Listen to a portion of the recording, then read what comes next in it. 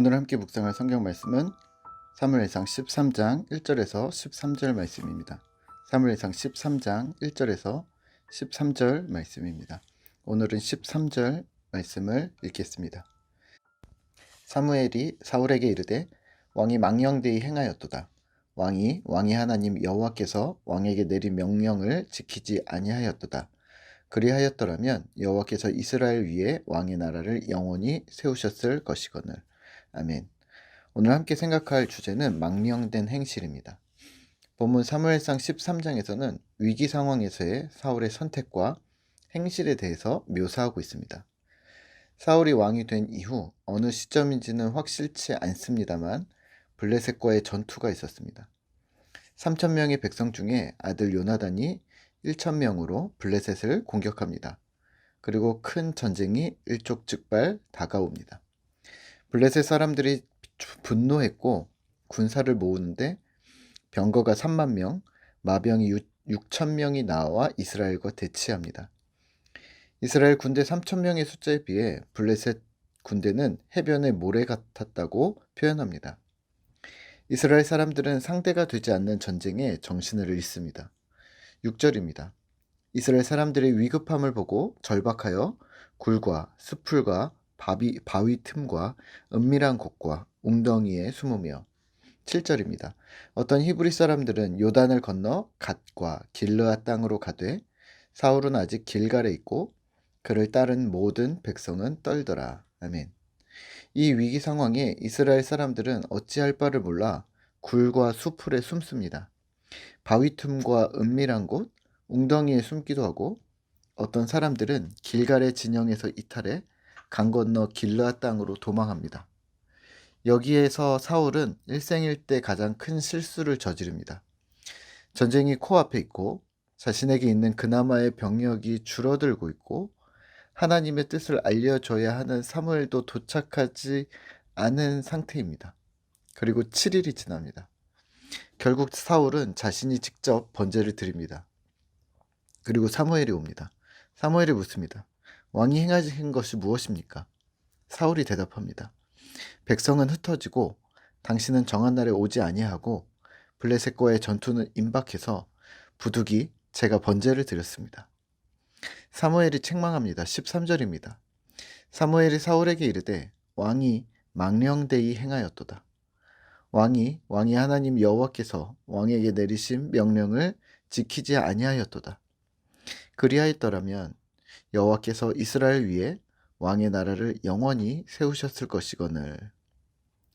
왕이 망령되이 행하였다고 책망합니다. 하나님의 명령을 지키지 않은 것이고 하나님께서는 다른 왕을 세울 것이라고 말하고는 떠나버립니다. 사무엘 역시 화가 났습니다. 오늘 우리는 본문을 통해 무엇을 기억해야 할까요? 우선은 망령됨입니다. 망령되다라는 단어는 국어사전에서 늙거나 정신이 흐리어 말이나 행동이 정상을 벗어나 있다라고 표현합니다. 하지만 성경에 등장하는 망령됨이라는 단어는 거짓되고 공허하고 신앙 윤리상으로는 이교도적이며 타락하고 부정한 것, 또 하나님과 관련해서 사용할 때는 하나님을 모욕하고 경건하지 않은 것을 뜻하는 말로 사용되었습니다. 그러니까 사무엘은 사울을 향해 망령되이 행했다고 선언한 말의 의미는 당신의 말은 거짓이다. 당신은 이교도처럼 행동했고 당신은 하나님을 모독하고 경건하지 못하였다고 하는 말과 같습니다. 그렇다면 오늘 우리 역시 우리 안에 망령되이 행함이 없다고 자부할 수 있을까요? 왜냐하면 이 망령됨은 비신자뿐만 아니라 사실 신자의 기만 행위일 때가 많기 때문입니다. 실제 신자된 우리는 첫째로 하나님을 기만합니다. 우리의 일상에서 쉽게 생각하는 거죠. 하나님을 속일 수 있다고 생각하기도 하고 하나님께서 허용해 주실 것이라고 생각합니다. 나도 이번만큼은 어쩔 수 없었다라고 말합니다. 하나님은 만홀히 여김을 받지 않으시는데 말입니다. 둘째로 이교적, 세속적 세상 방식으로 삶을 살아갑니다. 입술로는 하나님을 섬기고 있지만 실제 우리 삶은 세상 방식으로 사는 것이 맞다고 이분법적으로 생각합니다. 하나님 섬기는 믿음이 최우선이라고 말하면서도 직장을 다닐 때, 장사를 할 때, 사람을 대할 때, 혹은 자녀의 진로와 학업에 대해서 선택하는 기준은 하나님이 아닌 세상 기준일 때가 다분히 많습니다. 심지어는 하나님을 섬기고 신앙함에 있어서도 세상 방식으로 섬기려 할 때도 있습니다. 창조주이신 하나님을 쉽게 여긴 것인지 그분과 밀당도 하고 그러다가 잠깐 미안한 마음이 들면 물질이든 봉사든 무언가 조금 드리고 갚았다고 생각합니다.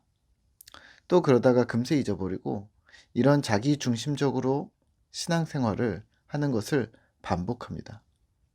네, 이교적, 세속적 가치관입니다. 하나님은 그런 분이 아니시거든요. 셋째로 하나님을 모독합니다. 그분을 경외하지 않습니다. 경건의 모양을 만들어내는 데는 익숙하지만 경건의 능력은 실제 없는, 실제 경건이 무언지도 잘 모르는 우리의 행태 또한 망령된 행실입니다. 그러면 우리는 어떻게 행동해야 할까요? 망령된 행실이 하나님을 향한 태도임을 우선 기억하셔야 합니다. 우리가 신자라는 것을 기억하시면서 나는 신자로서 하나님께 어떤 태도를 견지하고 있는가를 살펴보셔야 한다는 말입니다. 이러면 어떨까요? 내가 하나님의 마음으로 나를 바라보는 것? 오늘 세상 속에서 안달복달한 내 모습을 내가 하나님이라면 괜찮다고 하셨을까? 오늘 하루만이라면 괜찮을지 모릅니다. 하나님이 위로하셨겠죠. 하지만 똑같은 행동을 매일매일 반복해서 하고 있다면요? 그래도 괜찮을까요? 우리 아이가 유치원에서 욕을 배웠다고 가정해 볼까요? 이건 설정입니다. 무슨 말인지도 모르고 아빠한테 욕을 했다면 아빠가 한 번은 용서해 줄 듯 합니다. 아니, 더 맘 넓게 10번은 용서해 줄 수 있겠지만 11번째부터는요, 이 버릇을 고쳐야겠다는 생각을 하지 않을까요? 네. 한 번이나 불특정한 상황에서의 실수는 하나님도 이해하실 겁니다. 하지만 반복되는 행동과 패턴이 고착화돼 버린다면 그건 버릇입니다. 하나님 편에서 망령된 버릇이 자신의 백성에게 고착화된다면 하나님은 가만히 계시지 않을 겁니다. 어저께 개는 훌륭하다에서 폭력적인 개가 등장을 했습니다. 강영욱 반려견 훈련사가 공격성이 있는 개의 습관을 고치는 훈련을 하다가 물리고 이렇게 진단을 했습니다. 이 개는 지금의 상태가 고착화되어 있어요. 주인과의 순종이 즐겁지 않은 상태이고 사람을 공격하고 그들이 공포심을 갖는 것을 즐기는 상황입니다. 이런 개들은 오랜 기간의 교정 훈련이 필요할 듯 합니다. 라고 얘기했습니다. 오늘 우리의 상태는요.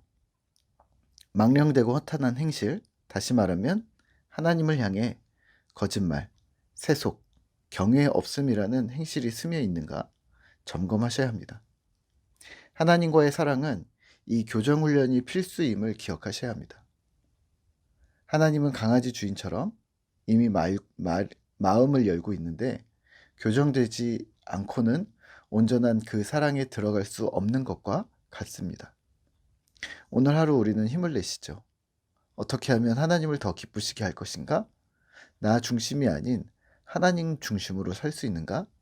하나씩 다시 점검하시면서 제대로 바른 방향으로 걸어가는 신실한 신자 되시기를 기도합니다. 함께 기도하도록 하겠습니다. 하나님, 우리가 하나님을 향해 망령되고 허탄한 행실을 계속해서 견지하고 있는 것은 아닌가? 다시 한번 돌아봅니다. 하나님, 우리를 불쌍히 여겨주시고 우리가 하나님 앞에서의 꾸준한 교정 훈련을 통해 하나님의 온전한 사랑 앞에 들어가는 주님의 사랑스러운 제자들이 되어주도록 주님 우리를 도와주시옵소서. 오늘 하루도 우리 자신의 삶을 또 우리의 믿음을 우리의 말과 생각을 돌아보겠습니다. 힘을 주시고 주님을 바라보는 우리 모두가 되도록 주님 은혜를 더하여 주시옵소서. 예수님의 이름으로 기도드립니다. 아멘.